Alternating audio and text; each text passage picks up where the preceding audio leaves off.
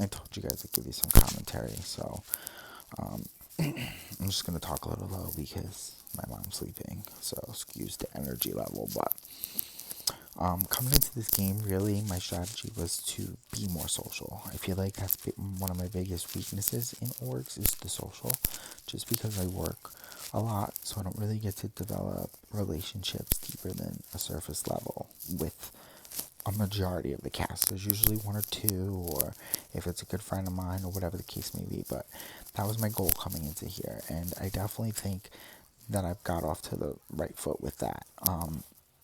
You know, I've developed a connection with pretty much everyone minus Daniel and KJ from the champs, and that's you can't have a relationship like that with everyone. I positioned myself well, I think.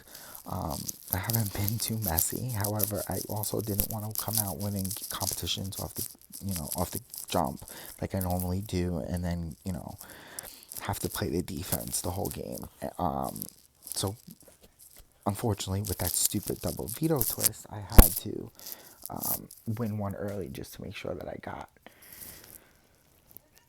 to the merge. With slim pickings and double vetoes, you can find yourself on the block very easily. So winning that was really the start off of the game, because I think that round is when the connections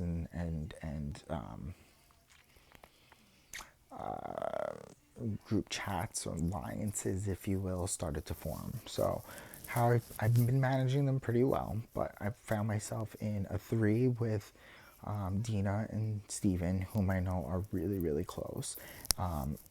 And Dina, I've gone to Final 2 with twice. Not because we were Final 2s, but because of the way the game shook out at the end. We would go, and she's beaten me twice. So, as much as I love Dina, I know how she plays, and I have like question mark, because I don't think she wants to go to the end with me again. However, I could be completely wrong, and she's like, well, I already beat him twice, I might as well. But that's not going to happen. I'm not going to go to the end with Dina. No way. And I know she's really tight with Steven. Then we have a 5 with Dina and Steven and John and Trisha. And I have really good one-on-one relationships with both Trisha and John. And sometimes they kind of like feel comfortable enough to talk shit about the 5 person. So that's good. That's a good sign that they're feeling comfortable to talk to me privately while conversations are going on in the group chat. Like Trisha was questioning Dina a little bit, and that's good. Those are seeds that I want to endorse. So you're like, oh my God, I caught on to that too. Or, oh my God, yeah, right? What was that about? Those things, because eventually 5, if we get far, is going to have to turn. So if those seeds are watered now and sprouted, like, yeah, we're solid, we're a group, but eventually we might have to turn on each other. I want to make sure that I have a good relationship with everyone individually.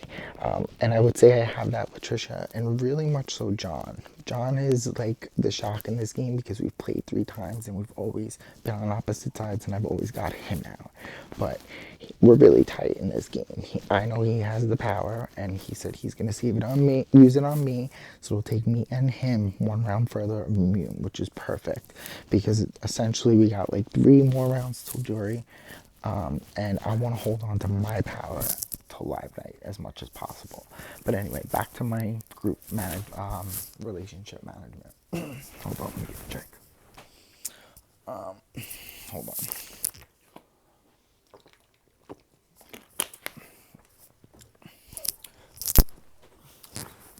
So yeah, that's a solid 5 that I want to work with. However, I wish that Jamie and Ian were involved in that group.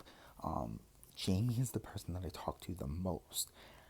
I trust her probably 97% because I know that I've given her information. I've spilled the beans on the 5 to her.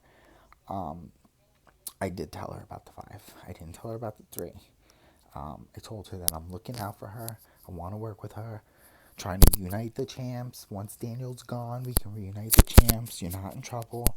But I feel like she's just super, super easy to talk to.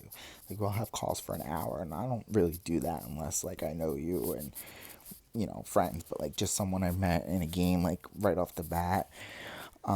She's just really, really easy to talk to. And I feel like she's trustworthy. And I feel like she's really smart and she's good at comps. She's logical. She's the exact person that I would want to work with long term. And I don't know why she wasn't in that group. But I did plant the seed there, if we're talking more about seeds, that, hey, Steven formed this group, blah, blah, blah, blah, blah. So if people need to start coming after each other, she's got it in her head, hey, Michael trusted me enough to tell me these things and keep me informed. Steven is the one who started it. That's who she's going to go after. However, the problem with Jamie is there might come a time where I'll have to sacrifice her. Like, I couldn't put her up, but if someone else put her up and there's an opportunity to get her out, I might have to take that shot just because she knows a lot about my game. I, felt she's got this way to pull you in and get you talking and, whatever. With Daniel, it's so old at this point, and like now that I really let it marinate and think about it, it benefits me if Daniel's in this game. And here's why. If Daniel's in this game, I have an obvious target. So let's say next week, because 3 weeks in a row, someone from my 5 has won HOH. So I gotta prepare for when my 5 don't have power, which, statistically, it's most likely possible that it'll be next round. If Daniel stays this round, I have a ammo to go to the whoever is the HOH and be like, listen, don't do somebody else's dirty work. I have a target. Like, it ain't you. This is who I'm going after. To get me out is doing Daniel's dirty work. So the longer that he's in this game, the more that I can use that to my advantage. However, it's gonna be he's gonna get me or I'm gonna get him. Like, I wish he was a logical player and like we could like build a bridge, because at this point, Steven's plan is to backdoor Daniel, which I'm not even like pushing because I don't really want that. A, I want that on my hands. I want that blood. And B, the longer he's here, the more nobody's questioning who my target is. So Cameron wins HOH, Trevor wins HOH. Might they know already that Michael's not coming for them? So that really protects me. And we just gotta watch out for one person. And even if that one Daniel wins next round, I do have that power to fall back on. So I'm not in a bad spot. I haven't been messy, like typical Michael DeLucas stirring the pot. Like this HOH, obviously it was crucial that someone from my group won and that Daniel didn't. And I think that's going to be the narrative of most competitions, is anybody but Daniel winning from my game. But I was really happy to see that me and Steven tied because I trust him. Um, you know, I don't think he's going to pull anything this soon. It doesn't make sense. So for me to win this HOH and get more blood on my hands or take out the person that I'm blatantly targeting didn't make sense. So I absolutely threw that competition to him. And also, next round is movies, which I think that's probably one of my strong suits. So I'd rather be available to work to do that when I know someone in my lines is going to protect me. So, there's options. I'm keeping options open. I wanted to kind of just, after the whole hooting and hollering of Daniel, kind of just fall into the background, continue those one-on-one relationships. There is another chat with the catfish, but I don't trust it. Trying to get the 10 people to strategize and, especially with that social comp with the cards, like it was like pulling teeth, and I don't like to work like that. And obviously 10 people is just too much.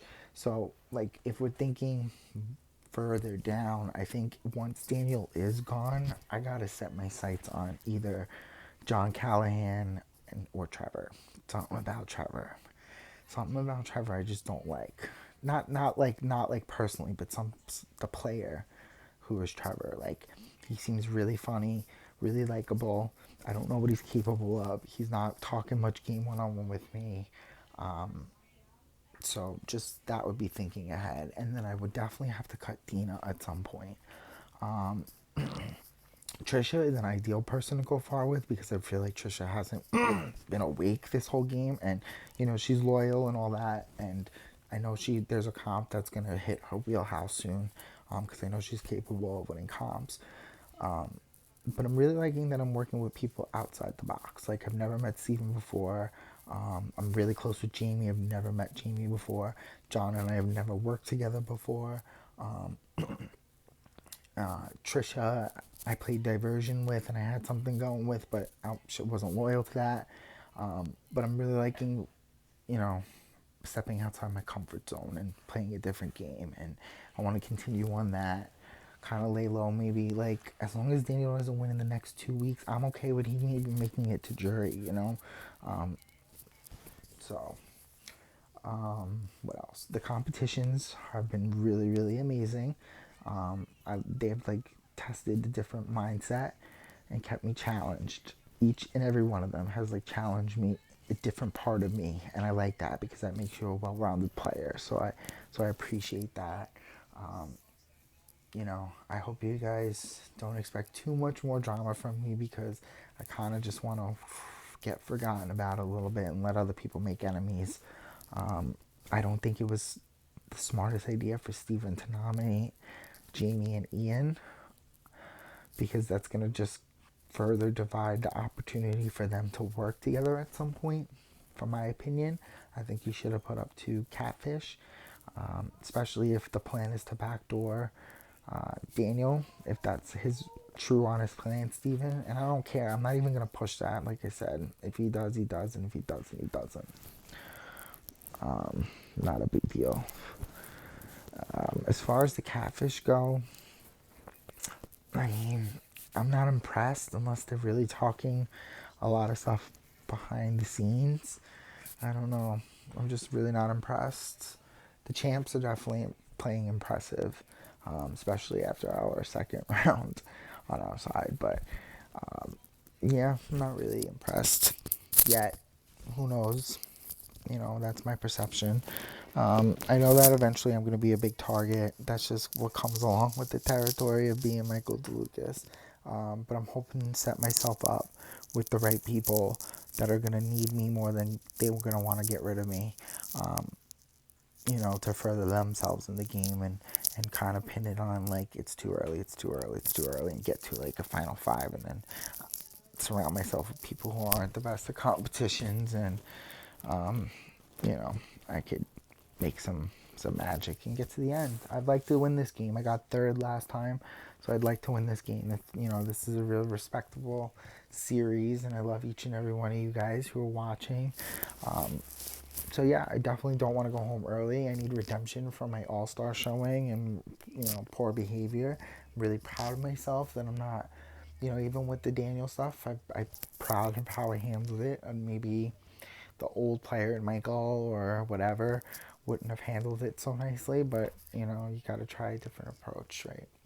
If something's not working and you get into the end and you're not winning, you got to kind of sit back and readapt, figure it out. So yeah, that's all I got for now. Enjoy 13 minutes.